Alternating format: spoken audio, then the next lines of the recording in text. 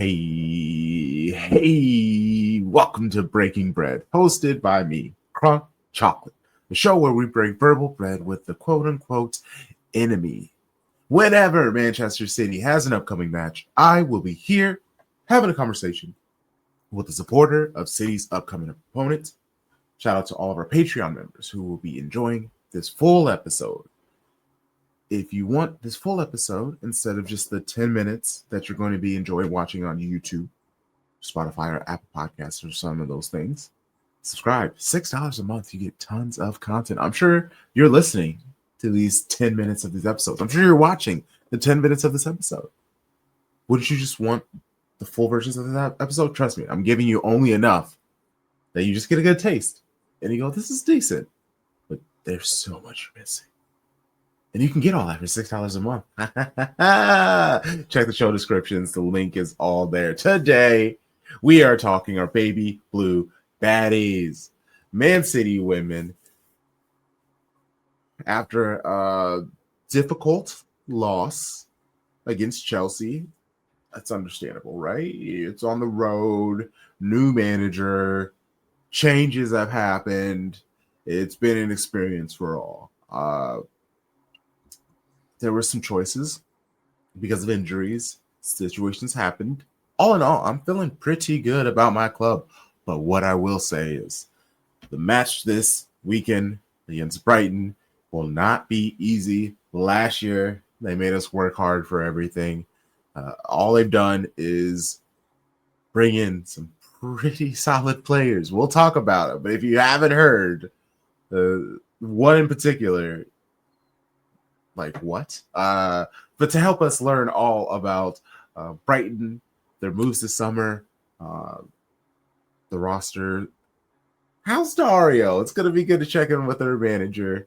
All things Brighton, caw. I actually don't know what seagulls sounds they make. Give it up for Duncan. Hello, everyone. Pleased to be back on the show.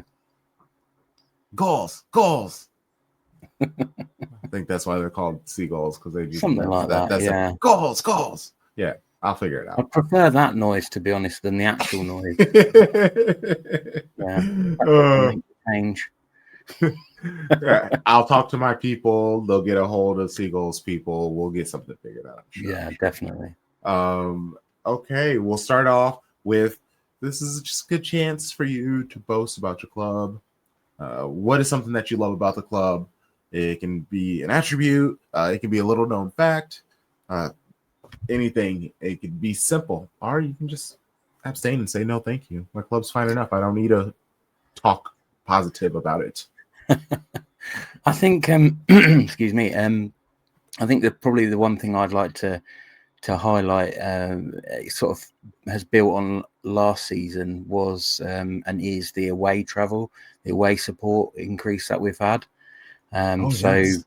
You know, we've gone, I think last year, Man City away, I think we had about 10 people there. This time we're going to have, I think, at least sort of 25 to 30 Brighton supporters. That's a substantial growth. Yeah. Wow. We've actually got a coach put on by the club.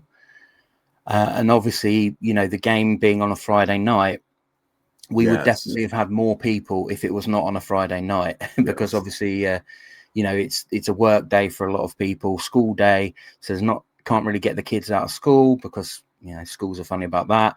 Obviously, some people can't get the time off work to travel, and, you know, other people have to work on a Saturday, and the coach isn't going to get us back till sort of, you know, 3-4 o'clock in the morning. So, you know, there's a few of us hardy souls who are going to make it. But I do honestly think we would have had sort of probably more like 40 to 50 had it remained on a Saturday. Wow. Which is a real uptick. So it's really important to the fans that we have that provided and that we're able to do that. But increasingly we're hearing from the players that they really appreciate the away support, and even though it's, you know, not quite the amount of people as the home support, we can make just as much noise. So, have a listen out. If you're watching the game on Friday, have a listen out. See if you can hear us. Let's go. Yeah, I'll be hosting a watch along. We basically do watch alongs for all city men and women games. Sometimes it's just me, but there's that's why there's 4 of us. I tell them, so you guys show up for what you can. We'll hang out. It'll be a good time. So yeah, it'll definitely be me. I take half days off. I may have an adult beverage in my hand. We'll see. It's all up to there. Tell you right. That's so cool about the growth. That's something you really see. That doesn't surprise me that the players are saying something, because first off, it just feels good to be wanted, to be a part of a community. And like you said, that's a travel. Even for the players, they're not flying. They're in the same thing. They're in a bus going up. They got to like stretch now, warm up and everything. And to look over there and see people, especially if you haven't had that support previously, and now all of a sudden you're getting it. And then the next year you're seeing the players are just as much a part of the growth of your fan base as y'all are, because that's just going to help them. I don't want them to, but I'm sure they're going to play plenty harder on the pitch for you guys because of the growth. Yeah, and that's really cool to see about it. I'm intrigued about the schools are funny about letting the kids out. In America, you can just call and be like, I'm their parents, give me my kid. And they're like, here's your kid. Mm-hmm. Bye.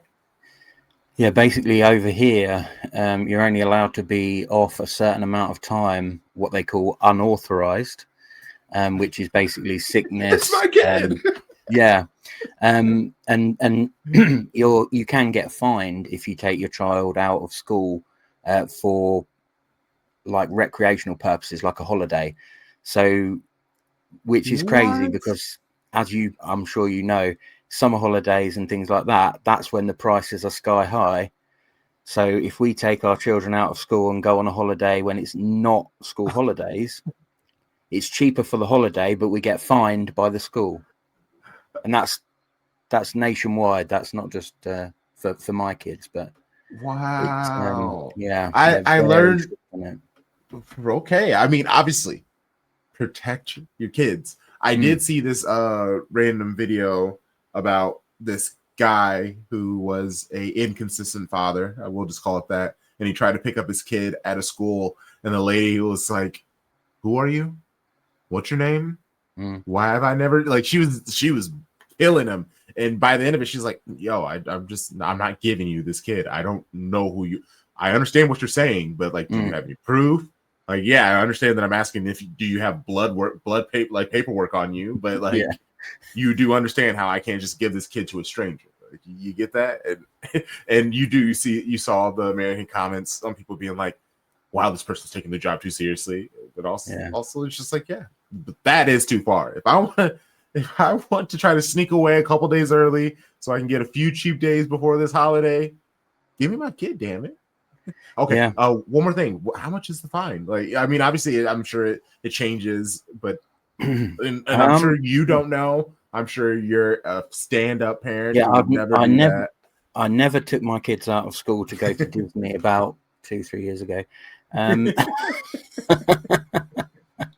I think it's about excuse me again. I think it's about £70 a day. Okay. Yeah, no, sorry, kid. You guys stay in school. It's quite a lot. But then again, the prices in the school holidays go up so high. There's a lot of people who will just take the fine. It's cheaper. Right, you're still saving yourself a couple £100. Yeah, and when I definitely didn't go to Disney, that definitely wasn't what we did. It's not what happened. Oh man, that was great.